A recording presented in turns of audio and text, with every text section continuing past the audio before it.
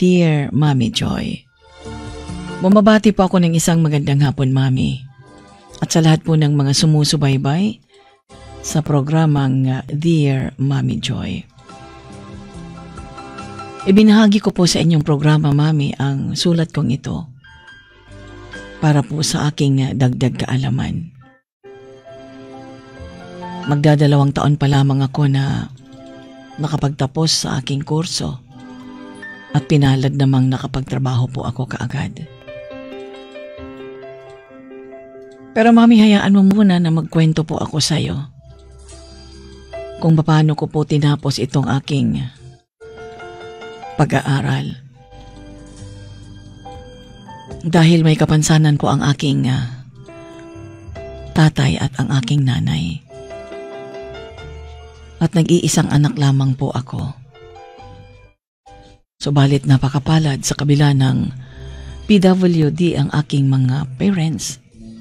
Ako ay naging normal naman po, Mami. Ang saya-saya ko. Napakasaya ko dahil sabi ko, ako na po yung regalo sa mga magulang ko.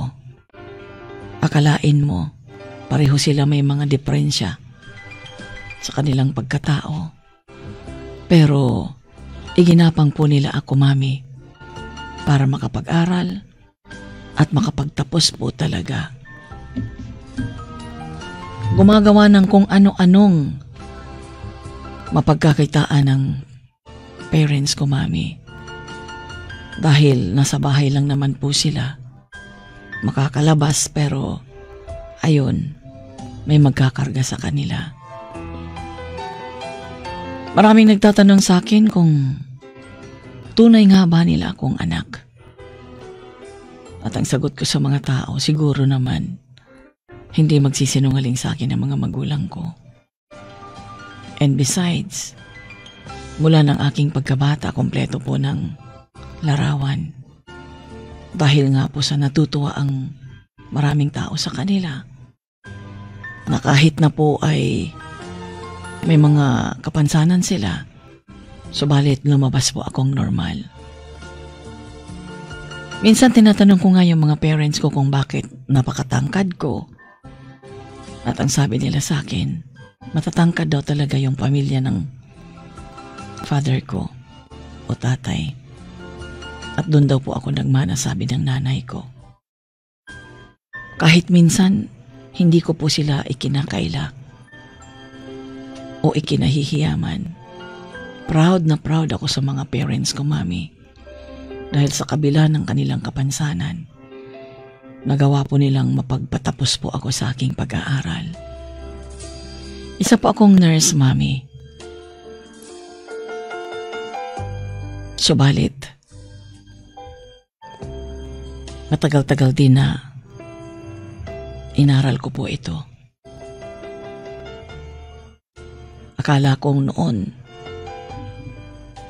hindi ko po talaga matupad ang pangarap kong ito dahil sa kalagayan ng mga magulang ko.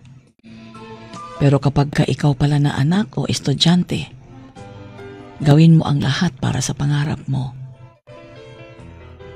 Mararating mo po talaga o makakamtan mo. Dahil hindi natin pwede iasa kahit kanino. Marami naman po tayong kilalang may mga pera, pero hindi po nagtagumpay ang kanilang mga anak. Dahil na rin sa estudyante at hindi dahil sa kakulangan ng anong mga pangangailangan. Pinili ko po ang maging nurse para po matulungan ko ang aking mga magulang. Para alam ko kung paano ko po sila aalagaan, kung bigyan man po sila ng Panginoon ng mahabang buhay. Kaya ngayon na kumikita na po ako, Mami, pinatigil ko na po sila sa kanilang mga ginagawa.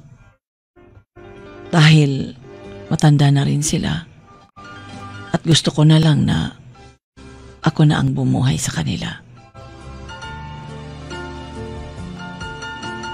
Napakasipag ko, Mami, sa paggawa. Dahil lagi kong iniisip ang mga magulang ko. Sila po ang inspirasyon ko sa aking trabaho. Kaya nga po kapag ka mayroong mga pasyente kami na may mga kakulangan sa kanilang katawan, ay mas lalo ko po itong inaalagaan dahil feeling ko katulad sila ng mga magulang ko. Ang sarap-sarap sa pakiramdam, Mami, kapag ka nagagawa mo yung makatulong ka sa tao dahil sa gustong-gusto mo at hindi lang dahil sa binabayaran ka. Napakasarap sa pakiramdam yung gumagawa ka, Mami, na may pagmamahal. Pagka minsan, sinasabayan ko po silang kumain pag may mga pasyente po akong ganon. Dahil gusto ko po silang makakwentuhan. Minsan sinabihan ako ng mga kaibigan ko na mga katrabaho ko rin na bakit daw ako ganon. Sabi ko kasi hindi nyo alam eh. PWD ang mga parents ko, katulad din nila. Minsan, Mami, nakakaiyak yung mga kwento nila. May iba na hindi naman pinalad na nagkaanak o hindi pinalad na magkaanak. Kaya minsan naiiyak ako. Kasi sabi nila yun daw ang pinakamahirap kung dumating daw ang panahon na nagkakasakit sila. Hirap na hirap daw po talaga sila. Kaya ako man naiiyak talaga ako. Sabi ko sa sarili ko, mabuti na lang at nag-aral ako ng mabuti.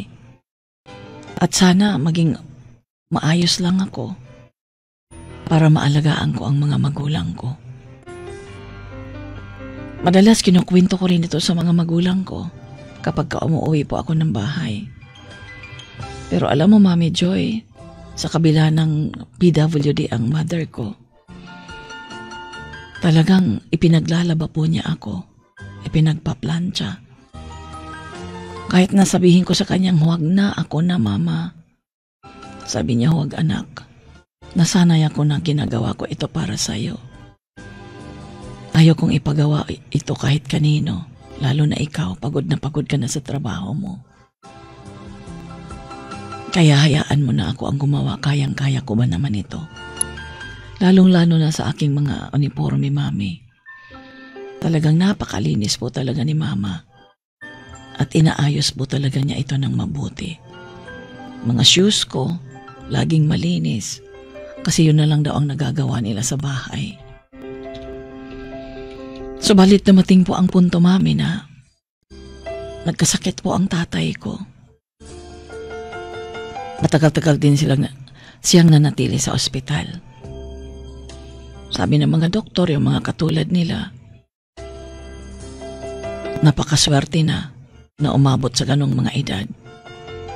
Karamihan daw talaga hindi umaabot ng senior citizen. Kaya bigla akong nalungkot. Sabi ko sa sarili ko, may edad na rin si tatay. Ayoko naman na may mangyari sa kanya. Ngayon pa, makayang-kaya ko na silang buhayin. Pero ang sabi ng mga doktor na kaibigan ko, kailangan daw ihanda ko daw ang aking sarili. Dahil ganyan daw po talaga ang buhay. Tinandaan ko po yon. Siyempre mga kaibigan kong doktor yon kasama sa ospital.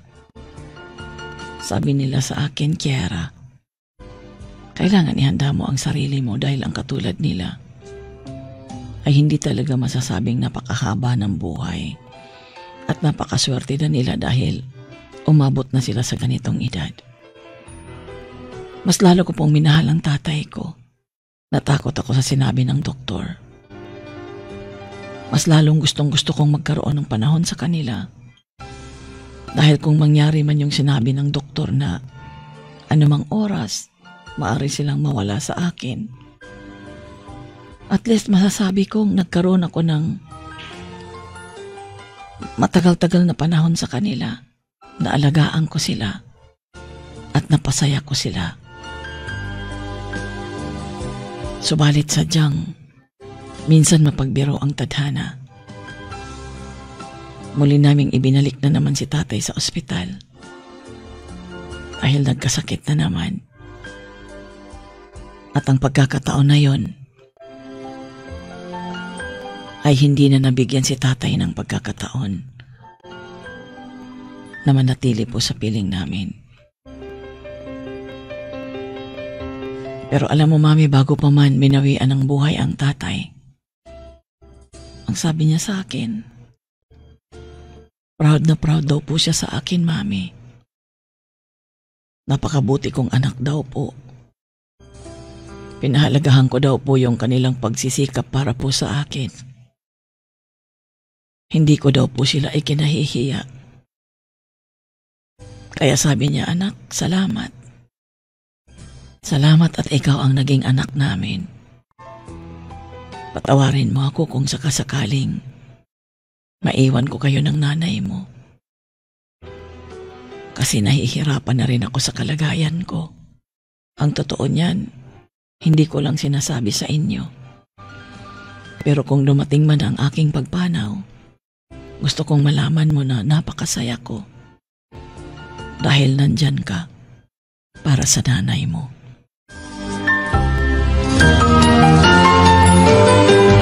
Bumuhos po ang aking mga luha. Pagkatapos nun, umuwi kaagad ako sa bahay. Pinilit kong dalhin ang nanay ko doon sa tatay ko. Gusto kong magkasama sila habang nakikipag-usap pa ang tatay. Subalit pagdating ng nanay, Mami, hindi na po siya makapagkwento. Nakita kong hinawakan lang niya ng mahigpit ang kamay ng nanay ko. Nakita kong tumulo ang kanyang luha na nakasmile sa nanay ko. Niyakap ito ng nanay ko at umiyak ang nanay ko. Ibinubulong ng nanay ko sa tatay ko na nagpapasalamat ako. Ikaw ang asawa na ibinigay sa akin ng Diyos. Kung muli kang mabubuhay at maging at magkakaasawa ako ulit, ikaw pa rin ang pipiliin ko. Hindi ko akalain, Mami, na mayroon silang mga ganon. Hindi ko akalain na ganon nila kamahal ang isa't isa. Hanggang sa dahan-dahang nakikita ko na yung higpit na hawak ng tatay ko sa kamay ng nanay ko ay unti-unti nang bumubuka po yung palad niya hanggang sa nabitawan na po niya ang kamay ng nanay ko. Yun na po ang huling pagkakataon na naramdaman nila ang isa't isa. Masakit man, pero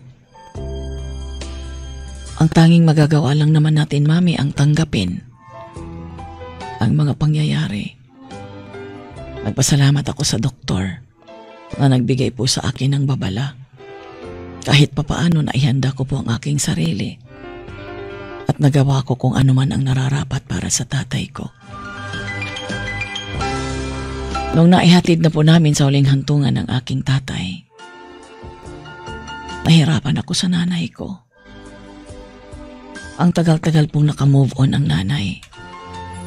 Madalas po umiiyak. Hindi po siya makatulog. May mga pagkakataon na halos isama ko sa aking trabaho ang nanay ko. Pero hindi naman po pwede. Kaya kumuha po ako ng isang kamag-anak na pwedeng makasama niya kapag wala ako sa bahay. At madalas ipinapaunawa ko sa kanya kung ano po talaga ang buhay. Sa totoo lang, kumuha pa ako ng tao na pwedeng kumausap kay nanay para ipaunawa sa kanya kung ano ba talaga ang buhay. Awa ng Panginoon, nakamove on din ang nanay ko. Hanggang sa nagkaroon po ako ng manliligaw, Mami. Nung nagkaroon po ako ng manliligaw, sabi ng nanay ko, buti naman at may nanliligaw na sa'yo. Natatakot ako. Baka sumunod ako sa tatay mo. Mag-iisa ka. Nagulat po ako doon sa sinabi ng nanay ko na baka sumunod siya sa tatay ko. Tatakot siyang mag-isa ako na maiiwan niya. Kaya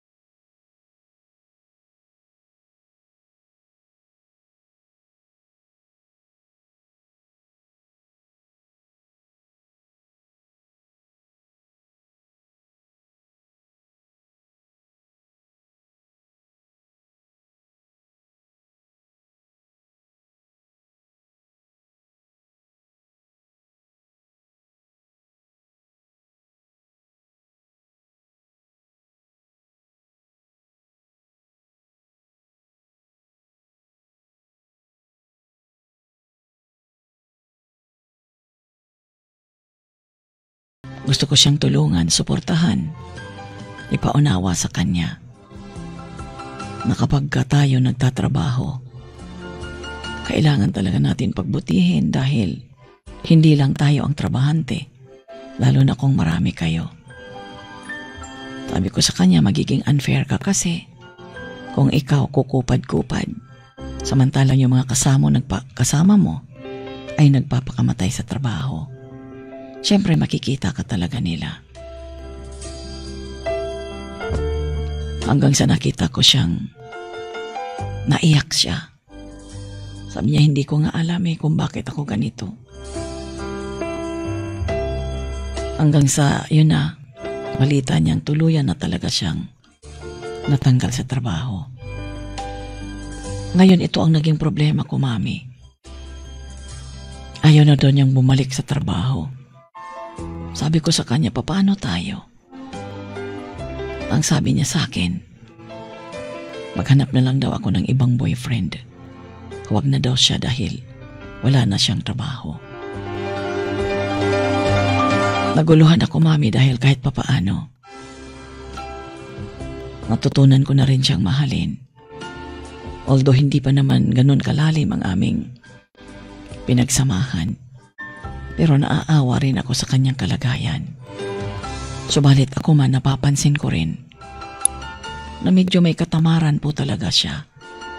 Madaling magsawa. At ang bagay na ito ay nakwento ko po sa nanay ko. Kaya sabi ng nanay ko, anak, yung awa, nandoon naman talaga yon.